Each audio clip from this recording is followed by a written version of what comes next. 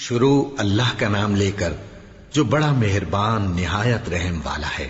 وہ قادر مطلق جو ہر خامی سے پاک ہے، ایک رات اپنے بندے کو مسجد حرام یعنی خانہ کعبہ سے مسجد اقصی یعنی بیت المقدس تک، جس کے چاروں طرف ہم نے برکتیں رکھی ہیں، لے گیا تاکہ ہم اسے اپنی قدرت کی نشانیاں دکھائیں۔ بے شک وہ سننے والا ہے، دیکھنے والا ہے۔ اور ہم نے موسیٰ کو کتاب عنایت کی تھی اور اس کو بنی اسرائیل کے لیے رہنما مقرر کیا تھا کہ میرے سوا کسی کو کارساز نہ ٹھہرانا۔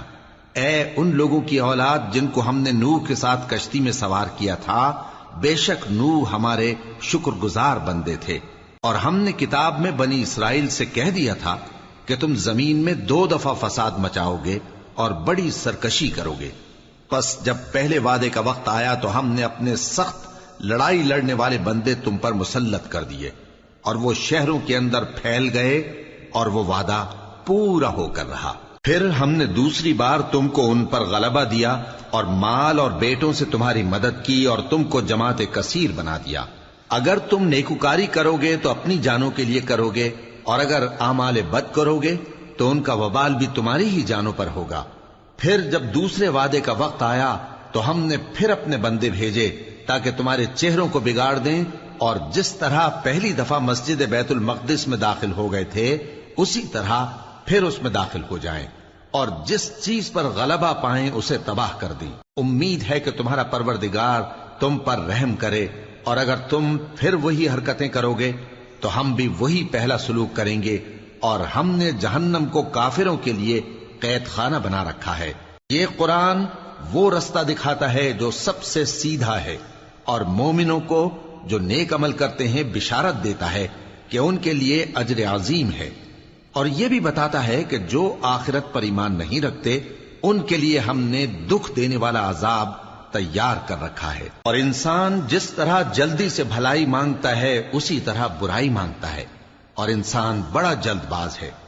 اور ہم نے دن اور رات کو 2 نشانیاں بنایا ہے، سو رات کی نشانی کو تاریک بنایا اور دن کی نشانی کو روشن، تاکہ تم اپنے پروردگار کا فضل یعنی روزی تلاش کرو اور برسوں کا شمار اور حساب جانو۔ اور ہم نے ہر چیز کی بخوبی تفصیل کر دی ہے، اور ہم نے ہر انسان کے اعمال نامے کو بصورت کتاب اس کے گلے میں لٹکا دیا ہے، اور قیامت کے روز وہ کتاب اسے نکال دکھائیں گے جسے وہ کھلا ہوا دیکھے گا۔ کہا جائے گا کہ اپنی کتاب پڑھ لے، تو آج اپنا آپ ہی حساب کرنے والا کافی ہے۔ جو شخص ہدایت اختیار کرتا ہے تو اپنے لیے اختیار کرتا ہے، اور جو گمراہ ہوتا ہے تو گمراہی کا ضرر بھی اسی کو ہوگا۔ اور کوئی شخص کسی دوسرے کا بوجھ نہیں اٹھائے گا، اور جب تک ہم پیغمبر نہ بھیج لیں عذاب نہیں دیا کرتے۔ اور جب ہمارا ارادہ کسی بستی کے ہلاک کرنے کا ہوا تو وہاں کے آسودہ لوگوں کو فواحش پر مامور کر دیا، تو وہ نافرمانیاں کرتے رہے۔ پھر اس پر عذاب کا حکم ثابت ہو گیا اور ہم نے اسے ہلاک کر ڈالا۔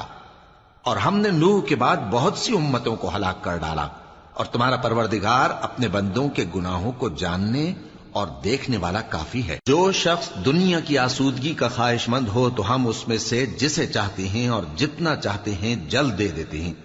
پھر اس کے لیے جہنم کو ٹھکانہ مقرر کر رکھا ہے، جس میں وہ نفرین سن کر اور درگاہ الہی سے راندہ ہو کر داخل ہوگا۔ اور جو شخص آخرت کا خواستگار ہو اور اس میں اتنی کوشش کرے جتنی اسے لائق ہے، اور وہ مومن بھی ہو، تو ایسے ہی لوگوں کی کوشش ٹھکانے